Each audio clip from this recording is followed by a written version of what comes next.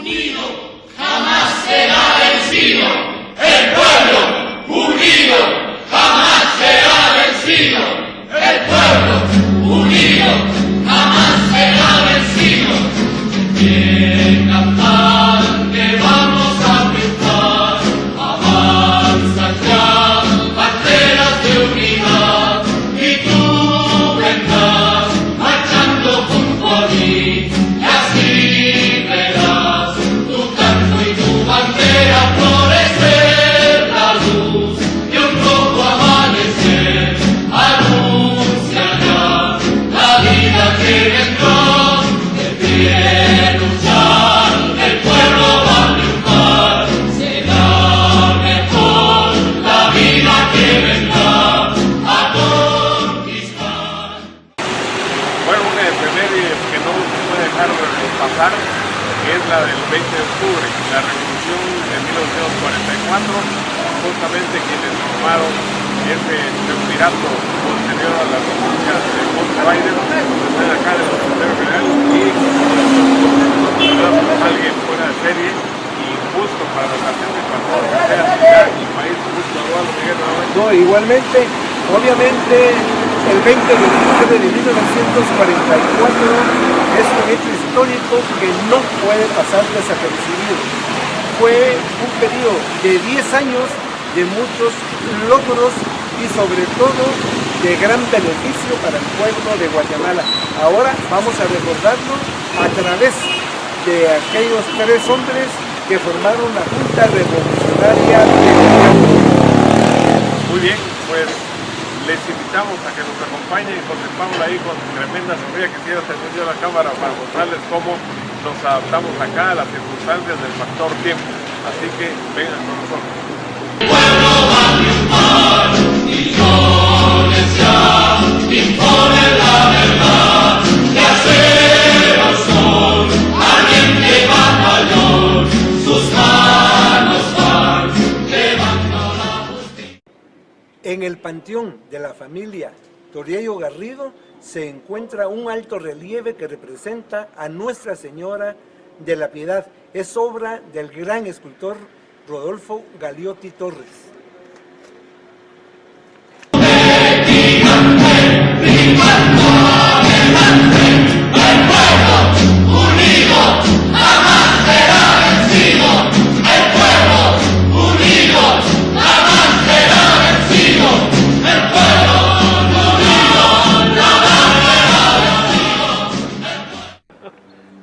El 13 de julio de 1949 se llevó a cabo el asesinato de Francisco Javier Arana en el Puente de la Gloria sobre el río Michatoya en Amatitlán.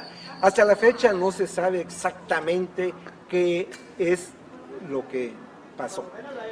Aquí en el cementerio general encontramos este mausoleo en el cual el artista Rodolfo Galiotti Torres había construido, había diseñado 2 figuras de soldados para custodiarlo. Sin embargo, por los descuidos que han sucedido, solo queda uno. Aquí podemos ver también entonces de que Galiotti Torres, que fue un escultor muy importante durante la época de la Revolución, es quien realizó estas obras artísticas en los panteones de Toriello Garrido y de Arana.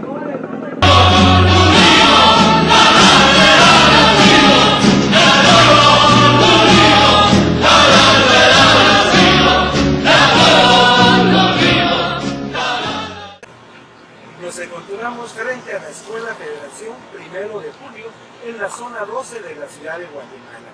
Nos encontramos en la base del Monumento a la Revolución, conocido como el Tríptico de la Revolución, obra de Rodolfo Galiotti Torres. Lamentablemente, como una mala práctica que se ha venido dando en Guatemala, han depredado la placa conmemorativa de este monumento. Aquí podemos ver que en otro tiempo hubo una placa. El monumento consta de 3 figuras con símbolos que nos recuerda la gesta de 1944, por eso se conoce como el tríptico de la revolución. Es una escultura en concreto, obra de Rodolfo Galeotti Torres.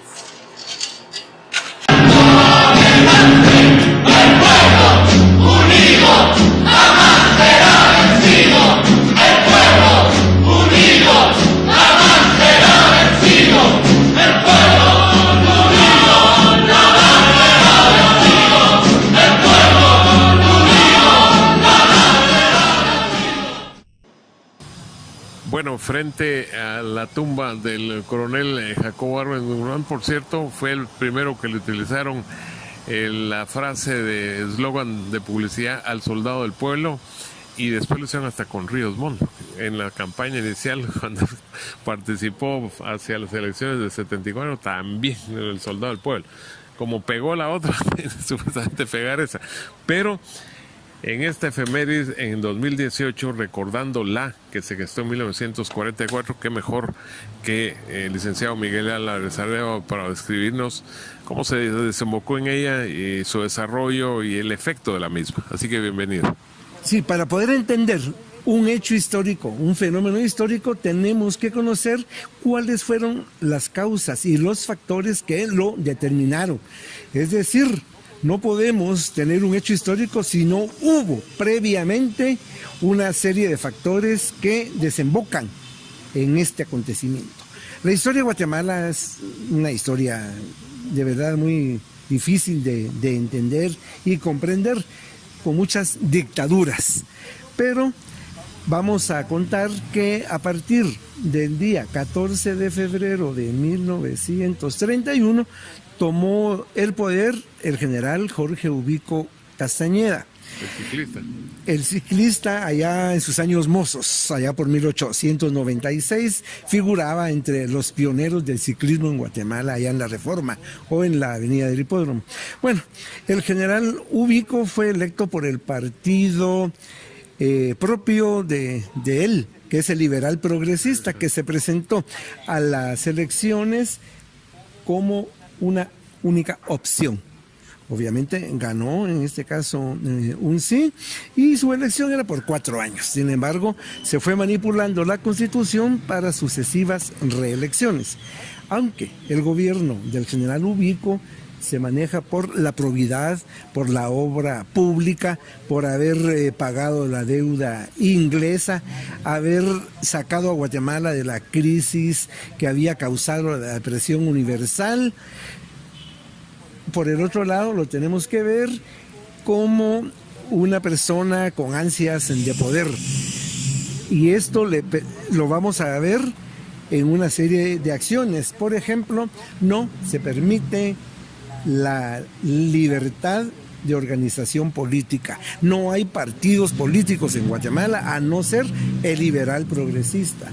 No hay libertad de expresión a no ser lo que se escriba en el periódico Liberal Progresista. No hay organización política, organización obrera sindical.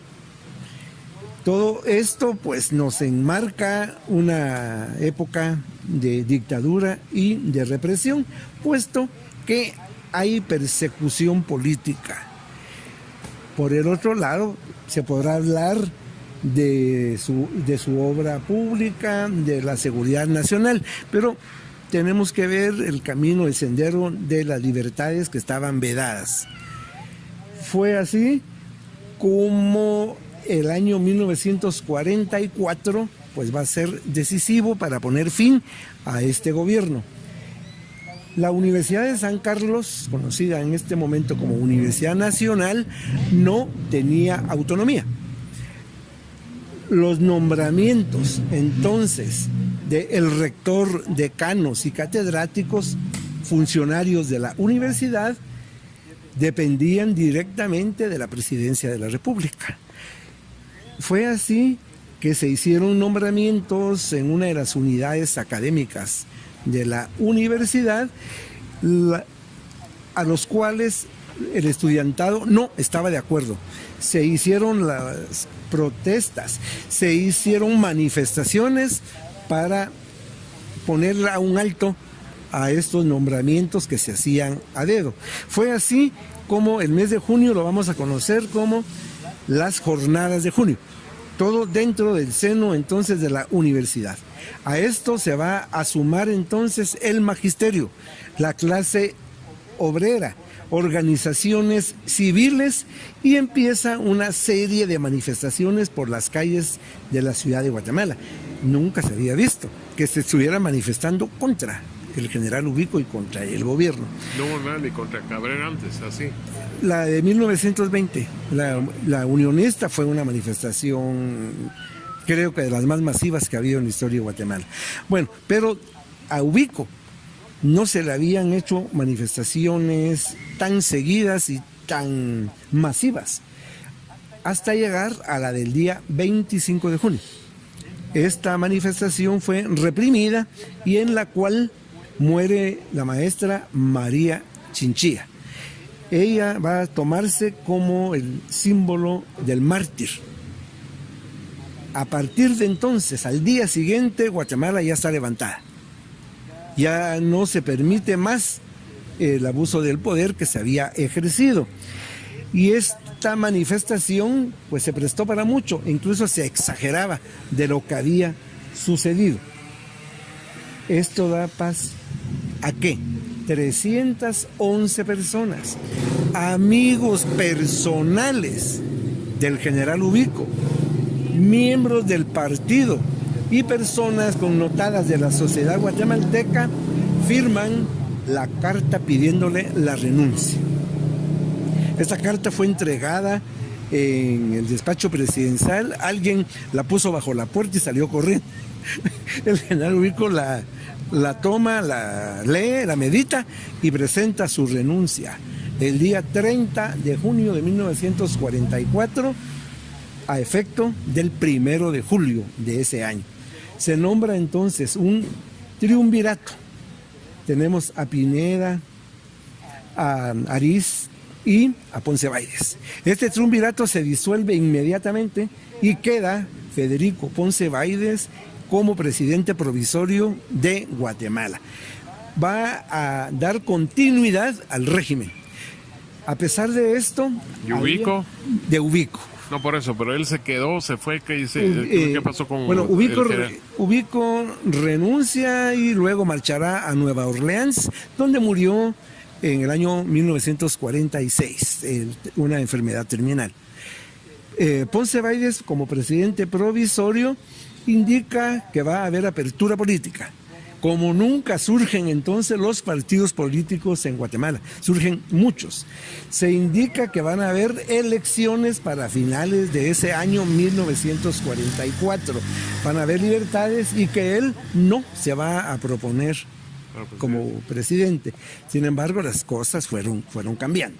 El partido Renovación Nacional envía una carta a Argentina, donde radicaba el doctor Juan Cuesta Arévalo, invitándolo a que participara como candidato a la presidencia de Guatemala. Arévalo acepta y regresa al país el día 3 de septiembre de 1944. Nunca se había recibido a un político en Guatemala como se hizo con Arévalo. Ese momento nació un grito que se hizo público en toda la campaña: ¡Viva Arévalo! Desde el aeropuerto en Avenida Hincapié hasta la zona 2, donde vivía la familia, la gente se fue agolpando, la campaña se volvió masiva y muy popular, y esto no le gustó a Ponce Baides, porque pensaba de que él iba a tener precisamente el favor del pueblo. Sin embargo, surge un candidato con el favor realmente popular.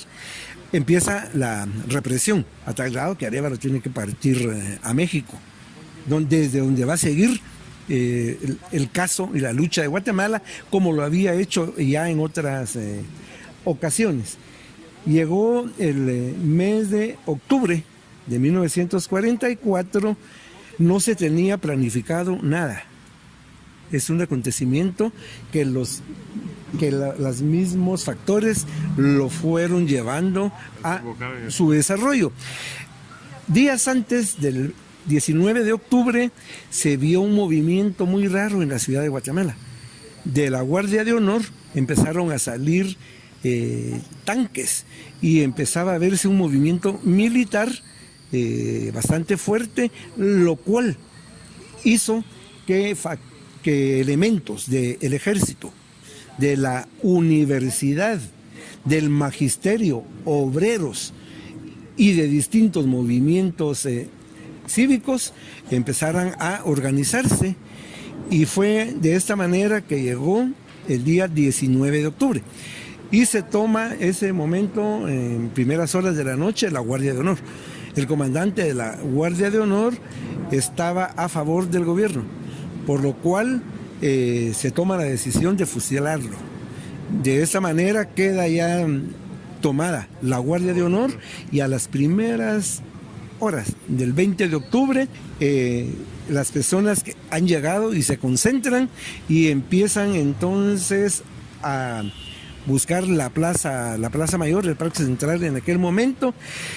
Luego tenemos el Castillo de San Rafael de Matamoros, que también era un aliado de los revolucionarios, y se habrá un cruce de balas con el fuerte de San José de Buenavista, que era leal al gobierno de Ponce Baides.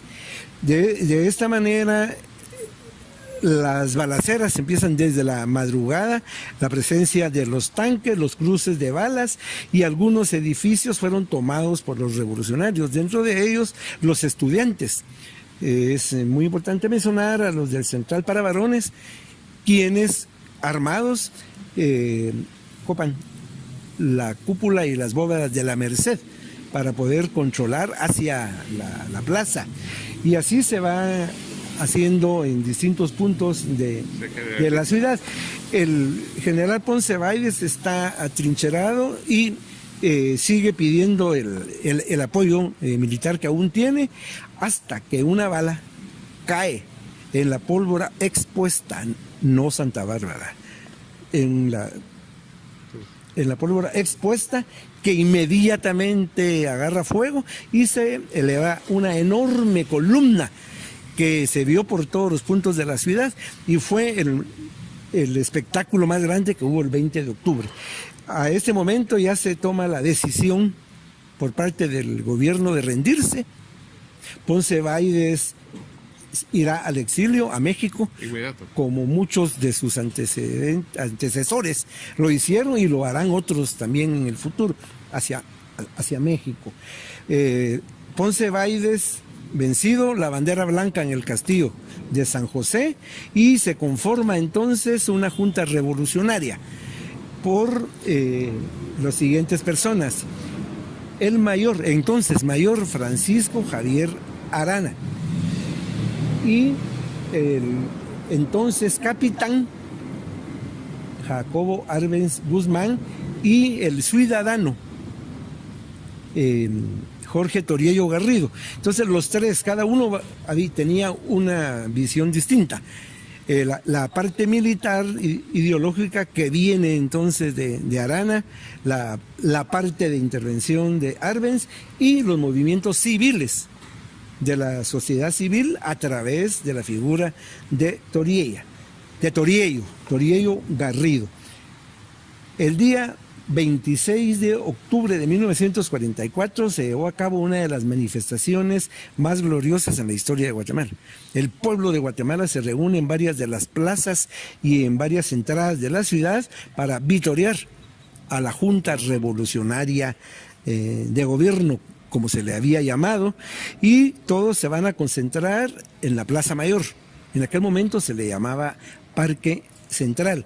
Ahí hubo delegación de todos los sectores de la sociedad guatemalteca, y en el balcón la Junta Revolucionaria saluda al pueblo. Entonces aquí 26 de octubre es el reconocimiento popular. Luego vienen los reconocimientos del gobierno de Guatemala por parte de la comunidad extranjera. Primera junta militar que reconoce Estados Unidos en América. Luego tenemos que mencionar el reconocimiento de México, República Dominicana, Centroamérica, países de América del Sur, la Gran Bretaña, España. Entonces ya la comunidad internacional le ha dado el beneplácito a la Junta Revolucionaria de Gobierno, quien de inmediato empieza a dejar sin efecto una serie de atrocidades propias del régimen anterior. Hay nuevas disposiciones tendientes entonces a empezar a democratizar el país después de varios años de dictadura. Se mantiene firme las elecciones presidenciales para diciembre de ese año 1944. Como ha quedado sin efecto la Constitución de 1879, debe de elegirse también a una Asamblea Nacional Constituyente. Estas elecciones son en enero, empieza a trabajarse en una Constitución verdaderamente novedosa y democrática, la Constitución de 1945, con un espíritu entonces emanado de las ideas de la Revolución de 1944. Hay muchos jóvenes en esta asamblea y también fue una lucha dura porque habían representantes de los grupos tradicionales de poder. En marzo se dio la promulgación de esta Constitución. Previamente, en diciembre, había ganado las elecciones el doctor Arévalo con 86%, y el 15 de marzo de 1945 el doctor Arévalo toma la presidencia para darle paso a 6 años de gobierno con la idea de una modernización de Guatemala, donde va a imperar el sentido social. Se va a dar gran importancia a la seguridad social, laboral, a la cultura, a la educación. La revolución de 1944 va a ser entonces ese preámbulo. Esta Junta Revolucionaria, emitiendo una serie de disposiciones, también le va a dar un carácter popular a las elecciones, donde ya van a poder votar las mujeres, lo que no podía hacerse antes, o el indígena. Letrados. Antes el indígena iba acompañado por un miembro de la finca que entraba a la casilla y le indicaba dónde tenía que poner la marca. Bueno, entonces aquí ya vamos a encauzarnos a un nuevo periodo en la historia de Guatemala. La Universidad de San Carlos logra su autonomía el día 1 de diciembre de 1944. La Junta Revolucionaria no tiene intención de perpetuarse, por eso vemos de que dio esta apertura a las elecciones. Luego tenemos el gobierno del doctor Arévalo, donde dentro de los logros vamos a mencionar el Instituto Guatemalteco de Seguridad Social. En este periodo se ratifica el Código de Trabajo, donde ya se especifican 8 horas de trabajo, un día de descanso, vacaciones,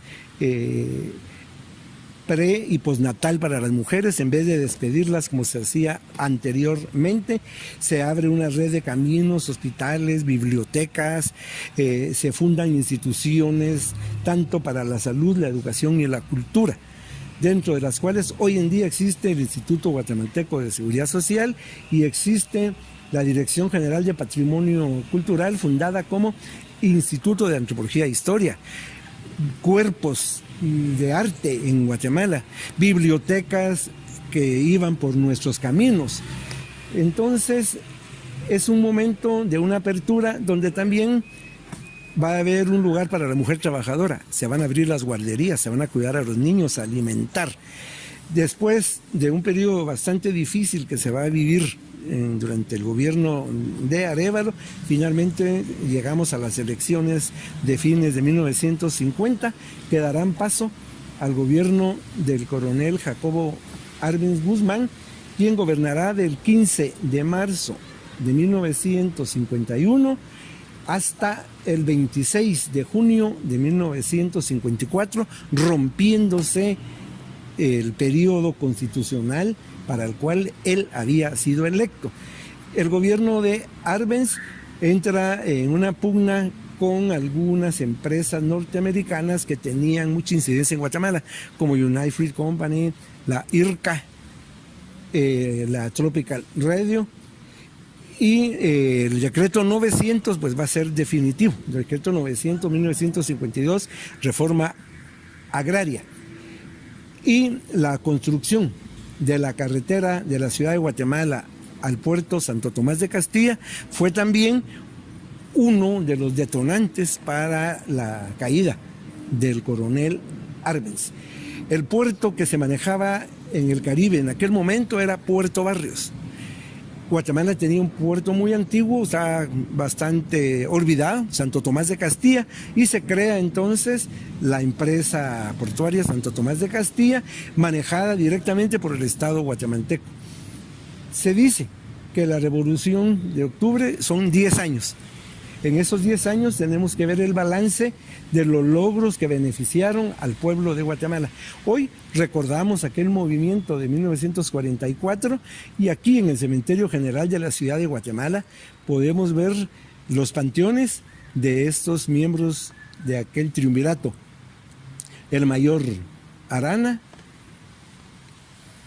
el entonces capitán, llegó a ascender a coronel Jacobo Arbenz Guzmán, y el ciudadano Jorge Toriello Garrido. Los guatemaltecos estamos muchas veces cegados.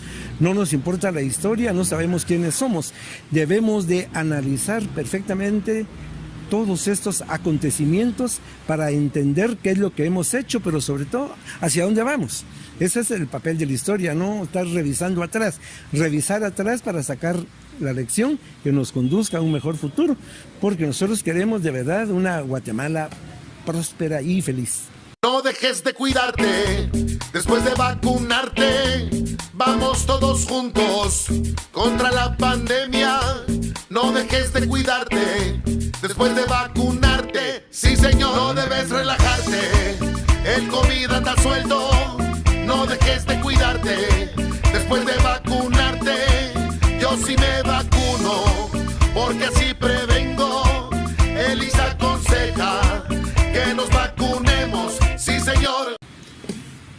Bueno, el mayor Javier Arana murió en el Puente de la Gloria, allá en Amatlán. Todavía no se sabe a la ciencia cierta cómo se dieron los sucesos que desembocaron en que lo mandaron a cazar prácticamente. En el caso de quien tenemos atrás su mausoleo, pues lo tuvieron circulando por el mundo, no lo dejaban prácticamente, no lo recibían, no le daban la venia a diversos países hasta que murió en México. Afortunadamente sus restos ya reposan acá en su país, no en su natal Quetzaltenango. Y en el caso de Jorge Toriello, incluso hay un restaurante de una cadena muy amplia en la que desayunamos con el licenciado y también con José Pablo, que es donde estuvo en la zona 10 la residencia del ciudadano Jorge Toriello Garrido, que él sí ya por cuestiones naturales falleció y es el que más sobrevivió de esa Junta Revolucionaria de Gobierno. Así que ustedes notaron, es un libro pero verdaderamente abierto. Fluye ahí el licenciado Miguel Álvarez Arévalo, y con él hemos producido acá junto a José Pablo y su sombría pues este panorama, porque el cielo amaneció no solo nublado sino soltando el líquido vital, que incluso acá uno de los jardineros nos decía que qué bueno que todavía cae el agua, porque eso da margen a que la tierra sea productiva y uno pueda salir adelante. Así que continuamos en @Contacto Deportivo GT y Contacto Deportivo Gustavo Velázquez en YouTube con este tipo de reportajes, y el agradecimiento profundo, porque es inigualable e invaluable su aporte y su participación, del licenciado Miguel Álvarez Arévalo, el cronista de la ciudad de Guatemala.